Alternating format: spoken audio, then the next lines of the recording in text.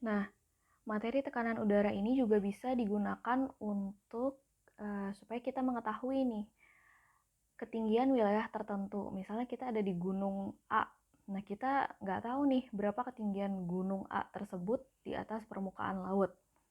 Itu kita bisa mengetahui dari rumus tekanan udara. Ini ada dua rumus tekanan udara untuk menentukan ketinggian. Ini yang pertama, satuannya adalah milimeter hidragirum atau milimeter air raksa.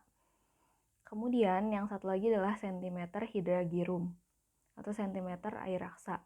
Yang biasa digunakan adalah yang satuannya sentimeter hidragirum.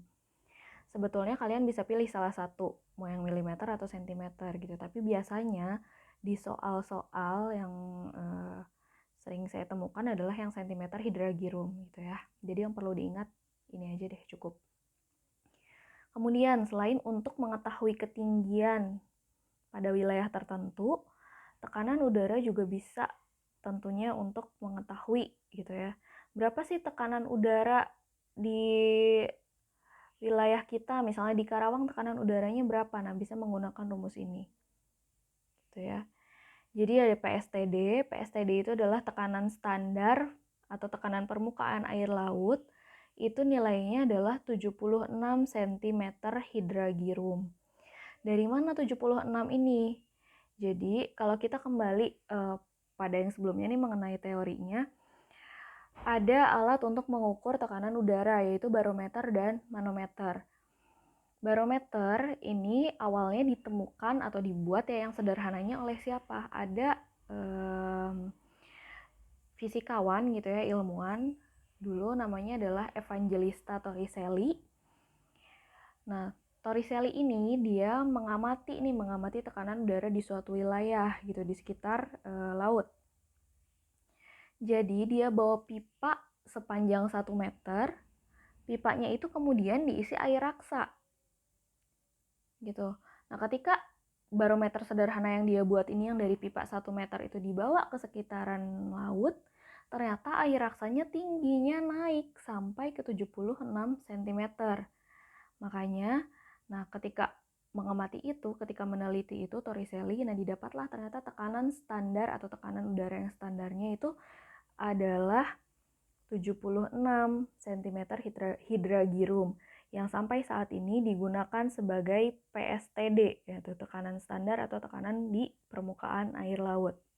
Jadi kalau di soal sewaktu-waktu tidak ada berapa tekanan udaranya atau berapa tekanan standarnya, sudah pasti pakai yang 76 cm hidragirum gitu. Jadi itu awal mula ceritanya kenapa bisa dapat nih PSTD itu 76 cm hidragirum. Jadi tadi dari hasil penelitiannya fisikawan yang bernama Evangelista Torricelli. Makanya barometer sederhana juga dinamakannya Torricelli kan ya. Gitu. Oke, yang pertama kita masuk ke contoh soalnya dulu. Contoh soal mengenai tekanan udara. Ini materinya belum ke barometer dan manometer ya. Nanti barometer dan manometer ada beda lagi. Di contoh soal yang pertama, katanya jika suatu puncak gunung tekanan udaranya adalah 40 cm hidragirum. Nah, di sini ada tekanan udara 46 cm hidragirum. Berarti ini adalah tekanan udara pada ketinggian tertentu. Gitu. Karena di sini kalimat pertanyaannya juga berapa ketinggian gunung tersebut dari permukaan air laut gitu. Yang ditanyakan adalah ketinggian. Berarti tadi tekanan udara ini berada pada gunung ini.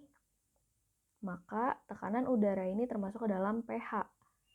Tekanan udara pada ketinggian gunung tertentu yang belum diketahui, gitu kan? Tuh, berarti pH-nya 46 cm hidragirum, PSTD-nya sudah pasti, dia 76. Yang ditanyakan adalah berapa ketinggian gunung, maka pergunakan rumus yang ini. Karena kita lihat di sini satuannya cm hidragirum semua. Gitu, jadi digunakan rumus yang ini. Tinggal dimasukkan ke rumus tuh, H sama dengan PSTD dikurangi pH per 1 cm hidragirum dikali 100 meter. Nah, PSTD-nya sudah pasti 76, kemudian pH-nya tadi dari soal, ini 46 ya, per 1 dikali 100. 76 dikurangi 46, 30 per 1, 30, dikali 100, didapatlah 3000 meter di atas permukaan laut. Kenapa harus 3000 meter di atas permukaan laut? Kenapa nggak 3000 meter aja ditulisnya? Boleh, sama aja boleh. Tapi karena di sini kita pergunakan PSTD ya, dimana tadi PSTD itu adalah permukaan air laut, maka lebih lengkap lagi ditulis di sininya 3000 meter di atas permukaan air laut, atau kalau disingkat 3000 mdpl gitu.